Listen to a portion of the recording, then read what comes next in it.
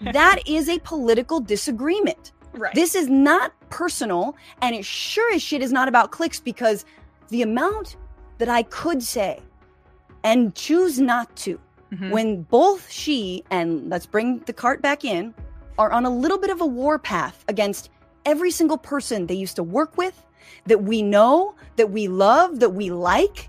Ana Kasparian gets absolutely destroyed by Francesca Fiorentini over continued personal attacks. And it's messy, brutal, and oh so satisfying to watch unfold.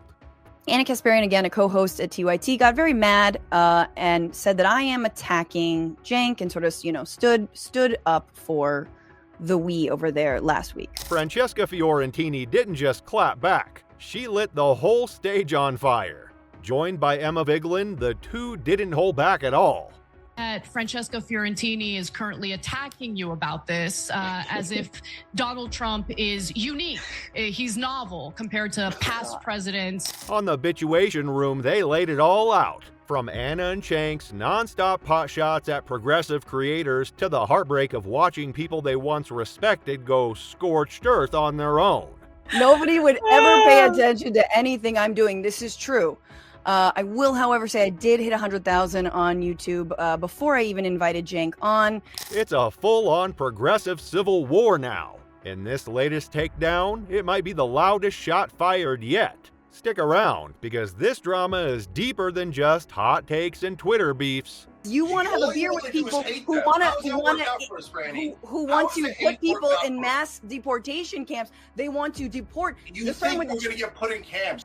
Now, if you're listening, those are headlines about said Guantanamo pivot. And this then obviously was not received well. It all started when former TYT, The Young Turks host Emma Vigeland, joined comedian and political commentator Francesca Fiorentini on her podcast, The Bituation Room. What was supposed to be a thoughtful discussion about the political left and the current state of progressive media quickly turned into something deeper and more personal. It became a moment of reflection, frustration, and a response to ongoing public criticism, specifically aimed at them by TYT's Cenk Uygur and Ana Kasparian. But of course, look, we do things on the internet. I'm sure there are people, Emma, who are mad at you because you felt confident that Kamala Harris would win. We make predictions, we say things, and because this is what we do, we often get proven it wrong. Emma, who had worked at TYT for a while before moving on to join Sam Seder at the Majority Report, didn't seem particularly interested in revisiting old drama. But sometimes staying silent becomes impossible, especially when the same people you used to work alongside continue to take personal jabs at you. Francesca had also found herself in the middle of this mess after making comments about immigration policy and the way some media figures like Anna have shifted their stance on key issues. What made this all the more frustrating for them was the fact that these attacks weren't coming from the political right, but from the same corner of the left they once considered home.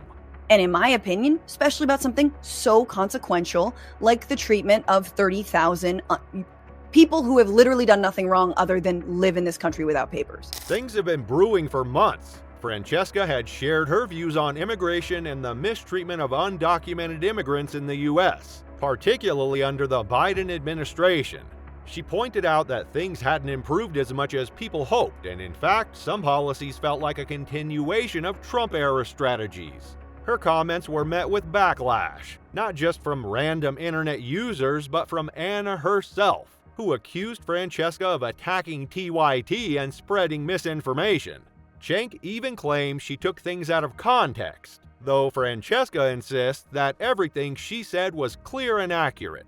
That obviously didn't sit well. Cenk actually kind of took it on the chin. He just said it was out of context. It was not out of context. Everyone can go back and look. He said that I was talking about Chinese Americans. At one point, Anna implied that Francesca was only getting attention online because she was talking trash about TYT. That hurt. Not because it was a cutting insult, but because it erased the years of work Francesca had done outside of that space. She reminded listeners that she'd built a solid career long before she ever brought Cenk onto her show. She'd worked for big media companies like MSNBC, AJ+, and even hosted content for events like Coachella. She wasn't a nobody trying to use TYT for clout. She was someone who had built a name for herself by doing honest, often funny, and always thoughtful political commentary. Very robust career before and after my time at TYT, which I actually enjoyed from time to time. I did. I was at AJ+. Emma shared similar frustrations. She acknowledged that, yes, sometimes predictions about politics go wrong, like her earlier belief that Kamala Harris might become president. But being wrong about an election is very different from being dishonest or hypocritical about core political values. Emma explained that she only responded to Ana because they used to be friends, and it stung to watch someone she once admired and supported dismiss her so publicly. According to Emma, if the roles had been reversed and Ana was being unfairly attacked, she would have defended her, because that's what friends and allies do. But things had clearly changed. You know, live at my mom's house, who she's now bringing into this debate for no reason because of private conversations that we've had. But I just feel like you are so talented. Michael Brooks passed away, and there was a spot open, horrifically, a spot open for me at the Majority Report. I was lucky. Both Francesca and Emma made it clear they're open to disagreement. They don't expect everyone on the left to think the same way. But what's been hard to accept is the tone that Cenk and Ana have taken.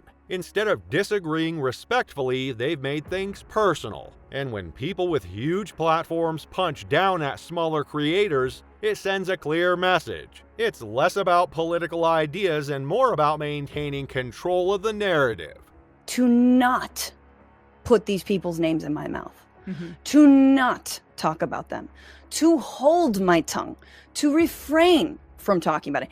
As someone who also watches the Majority Report, I actually know you and Sam have taken also great lengths. What's strange, though, is that TYT already has a massive audience. With millions of subscribers, there's really no need for Cenk and Ana to spend their time attacking people like Francesca, Emma, or other smaller progressive commentators like David Dole, Ben Dixon, or Kyle Kulinski. All of them are part of a broader left-wing media landscape that could be stronger if they work together. But instead of building those connections, Cenk and Ana seem more interested in creating division. And for what? To attract a more centrist or right-wing audience? If so, that strategy doesn't seem to be working. Right-wing viewers don't trust TYT either. They only like it when the network bashes Democrats, and even then, they don't stick around to hear anything more nuanced. And to be full disclosure, Ana also agreed to talk to me. However, she had a family emergency, and I said, dude, you take care of that. Do not come on my show. Many viewers are confused. What exactly are Cenk and Ana trying to do with TYT now? Are they rebranding? Are they chasing controversy for views?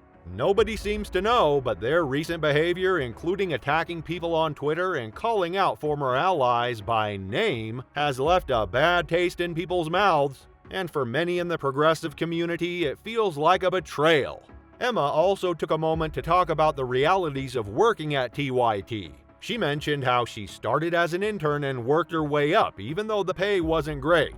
Like many others in the media world, she had to live at home and make sacrifices just to get by. So when Ana publicly dismissed her success or made jabs about her background, it felt unfair and frankly out of touch.